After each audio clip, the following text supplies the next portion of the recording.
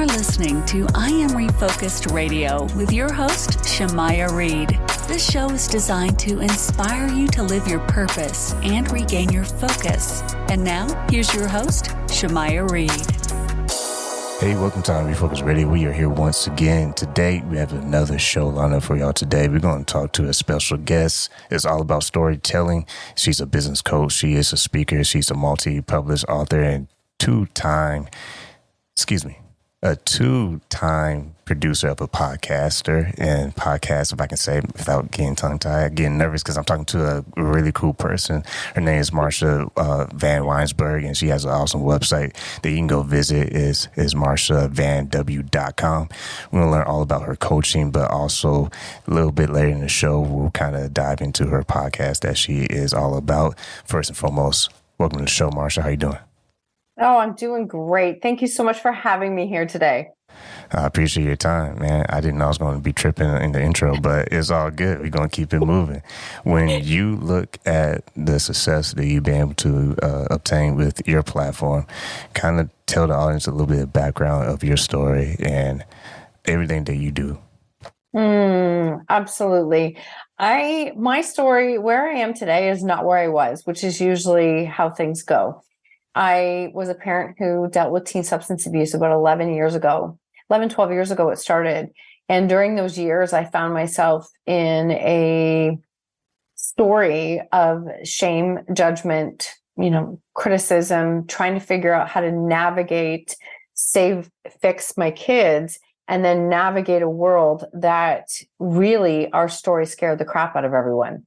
And so it was very isolating and very much alone. And during those years, I found I just lost my voice completely because I was afraid to even show up and be seen. And it took a lot of really difficult roads and steps to finally have that turning point that my way was not working. I was not fixing and managing and controlling anyone. I was losing myself in the process. And I didn't want this to be my story anymore. And so during those years, I really dove into a lot of support and mentorship and crisis counselors. And through the process, I started to share my story in very small groups, very safe small groups. And it actually did two things. I was feeling this lightness, almost this letting go of this load. That's the thing. Shame loves secrecy. So the more we don't talk, the more stifling shame is. And the more I found myself starting to share, I was feeling less held back or controlled by shame. But I was also getting feedback from other people and seeing that my story could help somebody else and it could make a difference. That helped me to heal. It gave me more fuel and things just kept growing. And from during those years, it was small stages, small groups to podcasts to writing chapters, really diving into writing my own solo book, and then launching my first podcast, which is now into just under 5 years, Own Your Choices, Own Your Life. And it was really a space. I feel this calling that I want to talk about the difficult things in life that we don't want to talk about. I want to change the meaning that we give to our shame stories because we all have stories, every single one of us. And the parts that we are trying to hide from the world are actually the things that connect us to each other the most. So I really want to dispel a lot of myths about the stories that we're walking through and help people to find their voice and be able to share their story.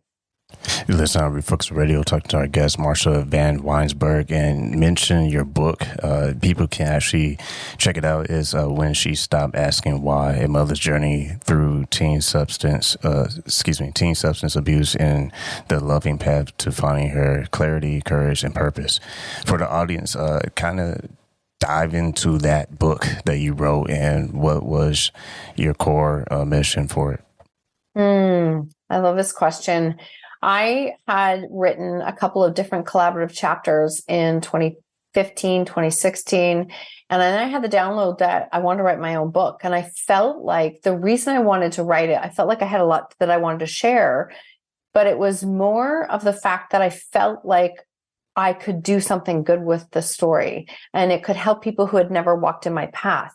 because I didn't just want to support parents who were dealing with teen substance abuse. I wanted to be able to support people with, what do you do when your plan does not go according to plan, right? We set this path, this picture for what our life is going to look like, and then it doesn't. And then it's like, what do we do with that? So I remember being so proud and announcing that I was going to write my own solo book, only to have virtually everyone around me say what a horrible idea that was to share a vulnerable story. And I'm so glad that I didn't listen to everyone around me, because that book became the starting point of all the work that I end up getting to do today. But the reason behind it is, like, when she stopped asking why, the why was killing me. And when we're in a really difficult story, asking victim questions like why only keeps us stuck in that. It only keeps us stuck in our stories. And so I learned how to switch from, every time I would ask why, it would be like, no, Marsha, ask what? Like, what can you do? Because what is an action word? And that's how I started to change my story. So I put my head down for a year, really, really isolated myself, worked on this book, got it ready, published it. And it took off in a lot of different ways, more than what I ever even expected. And then I had to really embrace and understand what vulnerability was, and how I had really exposed a lot of myself in this book, to people who read it. And I had to learn how to receive support and receive compliments and feedback. And so it was really a dance of learning those pieces. But going through that process, as difficult as it was definitely one of the best things I've ever done. And with today's topic, the power of owning your story, why do you think, well, speaking for yourself, why do you think is at the beginning the most difficult process to own your own story without worrying about the bias of, comparing yourself to this and that? Well, I'm not this person, I'm not that person. Why do you think it's so difficult in the beginning in owning your story? Okay, this is such a fantastic question. And maybe the way you've asked it, it's brought up something different for me today, which I love, is the fact that we all have, like, at the top of how we see ourselves is our identity. And our identity is, made up of every single thing that we think, what we believe, what our thoughts are. I'm also an NLP trainer, so I understand how our brain works. But this identity piece and our stories is really part of our identity, what we've walked through, how we see ourselves. And so, yes, most of the time people say, I'm afraid of what others are going to think or say. At the end of the day, we are by far our own biggest critic. We are so much harder on ourselves than what most people are. So is it really what someone else is going to think or say? Is it really, or does it come down to how will we look and what will that exude? So I think the biggest thing that happens is that we have this identity of this story is our identity. And it's not our identity. It's an experience that we have walked through. So that's, I think, one of the first things is changing and reframing that story and allowing it to have a different meaning. Because my meaning of my story for years was that I had failed as a mother. That was my meaning, is that I had failed as a mother. I had failed as a person. This was my job and I didn't do it. And when I started to give it a different meaning, I could start to see the story differently. So I think that's one of the biggest things that hold people back. And I think that we get so caught in the weeds of our story that it becomes our identity, and we don't know how to separate ourselves from that and look at it as an experience that we've walked through. I like the visual of getting the weeds, because I think that's human nature. It's kind of easy for us to find ourselves in the weeds, even when we don't want to. And with your experience, you are also a personal trainer. When it comes to athletics and sports, we all know how teams can fail. Well, we all personally can do that in our own life. When it comes to experiencing failure, how you define that and how is it important to overcome those failures? Yes, I had 28 years as a kinesiologist. So I've spent a big chunk of my life in health, fitness, And my favorite movies are sports movies and overcoming, and those are absolute favorite. I think that when it comes to this piece of failure and overcoming failure, I don't even like to use the word failure. For me, it's an opportunity for feedback. That's how I frame it in my own head is that I don't even have an opportunity to fall down or fail or have feedback if I don't make an action step. So many of us are afraid of making those mistakes, of falling, of not having it work out, that we don't even get into action. And what if it could actually turn out better than what we could ever imagine? We have played out the worst case scenarios for every single situation long before we've ever even taken a step. So it's we are deciding what the outcome is going to be. We have no way of knowing what that is. We have no way of predicting that. And we're setting ourselves up for being in our worst case scenario back in the same position that we started in. So I think we have to reframe and maybe not give the meaning of failure in that sense, because we won't even have an opportunity to create change if we don't move. So there is no failure or winning if we don't start taking action steps. And some of my biggest mistakes that I've made in my life have been some of my biggest teachers. And the way I look at it is that whatever lens I apply to that lesson is the meaning that I give it. And one of the things I always say is the story only ever has the meaning that I give it. So if I apply the lens that I look at the situation and say that me going through this experience with our kids meant that I failed as a parent, that's the meaning that I give it.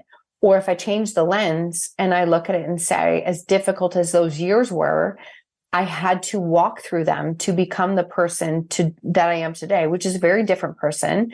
And I'm grateful for those changes, which has allowed me to build a better relationship with my kids, which also allows me to do the work that I get to do today. None of that would have been possible without walking through those stories. So I think we have to be very careful of the meaning that we give failure, and also knowing it can be feedback.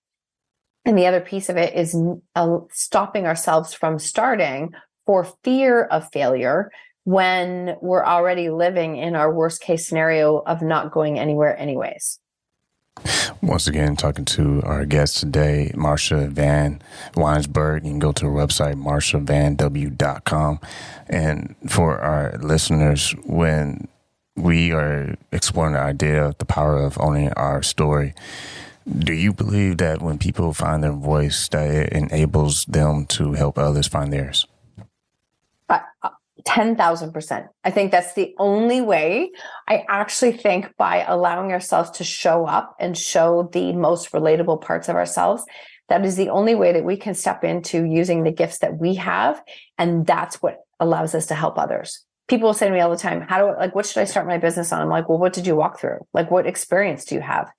And they will say, well, I don't want to talk about those things. I'm like, but that's what you have experience in. That's what you can make a biggest difference with. So yes, I completely agree.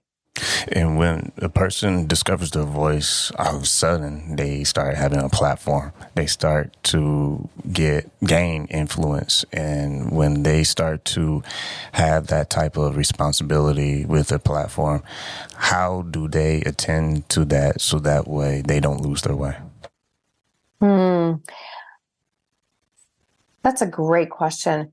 I think it's very easy to lose your way. I think you have to keep coming back to your why and what you're doing and focusing on that. When you start sharing your story and you start to get different exposure, we all know, with social media, and podcasting, a story and a message can go out there and it can go places. I had a conversation 2 weeks ago with a dad who's building a podcast out in Israel because he came across my information.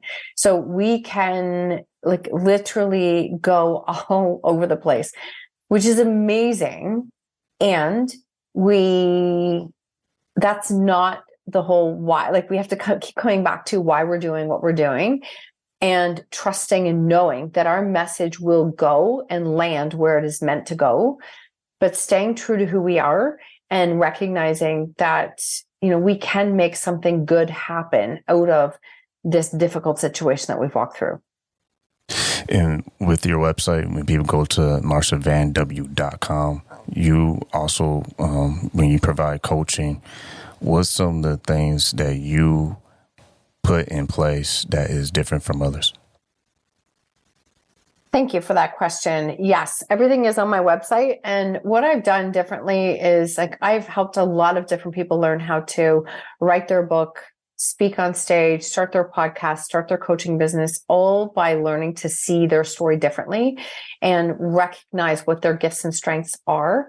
And I think what makes me different is that I've spent the last couple of years finishing my NLP, my neuro-linguistic programming practitioner, masters, and trainers, which means that I really have a better understanding of how our mindset works, how powerful our thoughts are, how to actually change the limiting belief roots and stories that we have all held on to, and how they're dictating what we do and don't do in our lives. And I'm able to add those frameworks to it. And so that means that we don't just rewrite a new story. We actually learn how to change it right at the root and heal through that process, because we don't just get to consciously rewrite the story. Well, we can, but for long-lasting results, it really is embracing and understanding how powerful our subconscious mind is so that we can completely change that story at the core. When the individual learns how to own their story, things begin to shift in their lives. So what are some key core ingredients that a person can carry with them as they are using this story to share with the masses? Some key core things that they can carry with them as they continue to share their story with the masses. Mm-hmm. Okay. So I think that some of the key things that can come with them is and I'm going to speak from my own personal experience, is that you learn how to apply more self-compassion, more grace with yourself. You become less reactive to life, to other people's reactions to some of the things that they might be saying. You will change as a person because you do respond differently. The same triggers won't have the same charge on you. And all of a sudden you start to respond and show up differently. And when you show up differently and respond to life differently, different opportunities open up. And so it's a beautiful space to be in, and recognizing that you can make a really big difference with your story out in the world and just live a life of purpose. And I'm going to even say peace, like purpose, peace, mission, and going back to finding more joy and more gratitude in the present moment. That's been huge for me. I'm glad you said that, because what's interesting is I think sometimes, I can speak for everybody, but I put my own self out there. I think sometimes we can think of peace in a certain way that I can only have it if I can live my life like so-and-so. So you just fill in the blank, this celebrity, this influencer or whatever. And sometimes we try to say, I can only have my peace if I can do this on that level, versus just staying to your story, because if you stay to your story, one day someone's probably going to compare you to that influencer. Yes. And comparison is literally it is a very sneaky devil. I call it a devil, because it will take you right off of your game. Two things happen. Well, more than two, but it will take you off of your game because you will stop and compare yourself to someone else, which means you're not going to be using your gifts. You are not stepping into your true, authentic nature, your voice, everything that you're here to do. And it's like you're now on the wrong track. You're on the wrong track, and you're comparing yourself to a person who you're looking at one snapshot of their life, like one little blip of their life in a day. You don't know their story. I always say, you think you know someone's story, you don't know their story. There's a backstory. There's 20, 30, 40 chapters before you even started reading the book. So the second you fall into that comparison, you take yourself off of your own path where your strengths are. And we don't need to be in comparison with each other, because there's enough for everyone. There is no lack. I believe that we can all rise. I really do. And so comparison is a very sneaky devil. And I've caught it many times in my life, especially when I was in my lowest points, because I figured I must be walking through this because I'm being punished for something I did, or I'm not doing things as good as they did it. And so when I catch comparison dropping in, I have to pull back, and it's like, nope, now's it's time to put real boundaries, parameters in social media, be super intentional about what I'm looking at, and practice being able to see that there's something available for all of us. Once again, talking to our guest, Marsha Vanwynsberghe, and you go visit her awesome website. It's real easy. It's marshavanw.com. And I share this every now and then. Is two things real quick. There's a favorite quote I had since sophomore year in high school, and I carried it in my wallet all the way through college. And it was by Blaise Pascal. And he said, and he wasn't even like a religious person, but he said something pretty profound. He said, in faith, there's enough light for those who want to believe, but also enough shadows to blind those who don't. Oh. And when I first read that, immediately that made me decide what I was going to do in college. So I studied philosophy, read Socrates, all because of this quote by Blaise Pascal. And I think it's true. You have enough light to see, or you have enough shadows to blind. And there's another thing that I used to say when I first started this podcast, and it goes with this whole topic, so I'm not going to get carried away, but it goes with the topic of power owning your story. And that is, life is a blank canvas, and our action is our paint. But what we do with that action is our mark on history.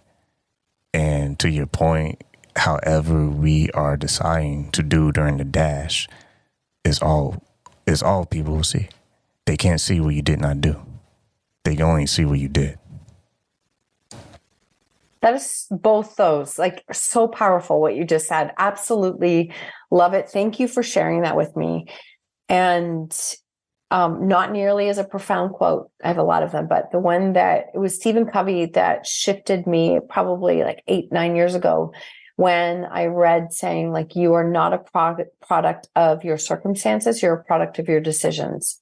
That became a moment, right? That became a moment where I went, okay, wait. So, because in our story, our kids were minors. So we were living in it. Like, it's not like it was my husband, I could have him leave. It was, I had to find a way to manage it. And so in those times, it was like, okay, I'm not a product of my circumstances. This is my circumstances, but I'm not a product of it.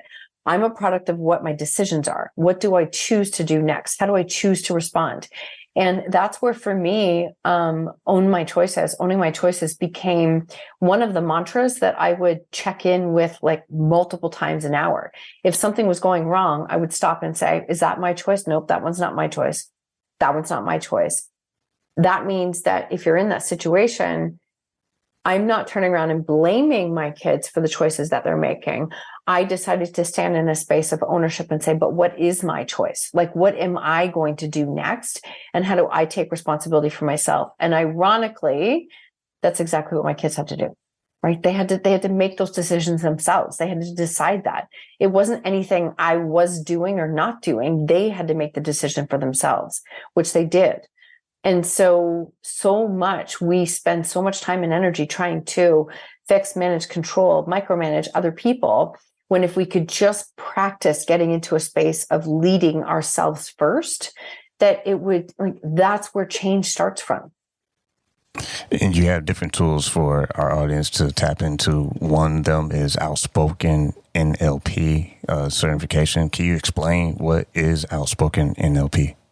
Yes, absolutely. So I actually finished my NLP trainers last year. What that means is I can teach people the tools of neuro-linguistic programming, understanding how their brain works, the thoughts, and how to work through the steps of healing and supporting ourselves and our clients. And so I decided to create a coaching certification, which somebody can walk away with the NLP tools and be able to use them for themselves or their clients. But what everybody was coming to me for was asking about how can I learn how to use my voice more? I want to be able to share a story and use my voice. And the word outspoken landed for me because that's literally what I was told as a kid, was constantly outspoken, too much, all those things. And so NLP has helped me to learn how to heal some of those old stories, stand in a space of using my voice and knowing that it's meant for more and can help others. And in this process, we do a 6-month program where people are able to come in, learn the NLP tools, but also use their voice with confidence so that they can share their story, their gifts with others and step into the roles that they're meant to. They're meant for it. They're built for it. Another thing I tell people sometimes is when we survive pain, it becomes someone else's medicine. Yeah. For you personally, how has your pain and your life experience helped you to create a culture that inspires your community? I love this question. I love it. I feel like I have really been able to hold space for others without taking it on, right? I have really good boundaries, good energetic boundaries, those pieces. But I feel like by sharing my story, I've given others permission to do the same and to learn how to turn a very difficult experience into something good. And so whether it is my community that they are direct clients or people that I know, I have seen people be able to step into a space of sharing who they are authentically. And it lights me up, from stories all across the board with addiction, with overcoming abuse, so many things that they're freeing themselves of being tapped into that identity of the story, and they're seeing a bigger picture. Outside of that, even into my podcast community and people that I don't know directly, I get messages from people who are starting to share stories of, without coming across as a victim, being able to share it for a purpose of assault and abuse. And they are feeling, and I can see it, and I can see it in them, and I can hear it. They are feeling this letting go of, now the story doesn't have as much hold on me. And I don't know exactly what's going to happen yet. And that's the thing. I like to say, you don't have to be on a podcast, write a book. You don't have to take a story to that level that I did, but that was a purpose that was calling me. But what I can say is that if you don't own your story, it owns you. And if it owns you, it controls you. And when it controls you, it stops you from saying yes or no to different opportunities that are available in your life. So learning how to release the vice grip hold of those stories, it'll change your life. Once again, talking to our guest, Marsha Vanwynsberghe. You can go to her website, marshavanw.com. Man, time went by like a vapor. So what's the best way people can stay in touch with you and call to action? Oh, thank you so much for having me. Honestly, I absolutely love this conversation. The nice thing is I do have a long last name. So anywhere on social media or Google, if you start typing Marsha Van W, it will come up. You can connect with me on any social media platform. And my podcast is called Own Your Choices, Own Your Life. And we are into episode 550 right now. Not as many as you have, which I love seeing this from podcasters, but that you can connect with me through that show as well. Been listening on Refocused Radio, talking to our guest, Marsha Vanwynsberghe, and you can go visit her website, again, marshavanw.com. I want to say thank you again, taking time talking to us today. Well, thank you so much for having me. Honestly, I'm so grateful for this conversation.